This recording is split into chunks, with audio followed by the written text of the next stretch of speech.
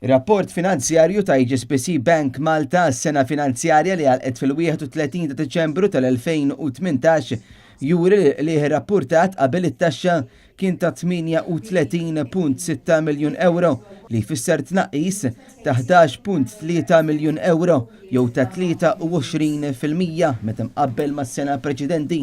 Andrew Bean, kap eżekuttiv tal-HSBC Bank Malta, innota li l-2018 kienet waħda diffiċli għas-settur tas-servizzi finanzjarji lokali li sofra aktar ħsara fi reputazzjoni. Infatti Net News ħal-kummenti ta' Bean fej fost l-oħrajn sostna li hemm bżonn li Malta taħdem biex terġa' tikseb il-fiduċja li tilfet fl-aħħar snin.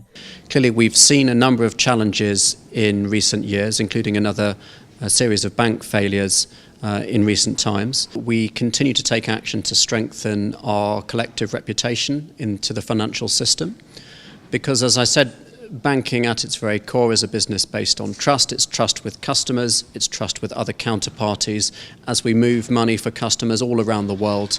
U essenzjali li l-partiċipanti kollha fis-suq jiżguraw li l-standards ta' kontra l-ħasil tal-flus ikunu imwettqa kollha mingħajr dewmien ħalli bekk ikunu evitati riski aktar sinifikanti għal tul ta' żmien. Fid-dawl ta' dan, il-bank jinnota li tnaqqis tal-profitti fl-2018 huwa attribwit għal fatt li l-bank lesta fl-aħħar fażi tal-istrateġija tiegħu biex jitneħħa ir-riskju u jimmaniġġja l-impatt kontinwu ta' rati negattivi ta' imax.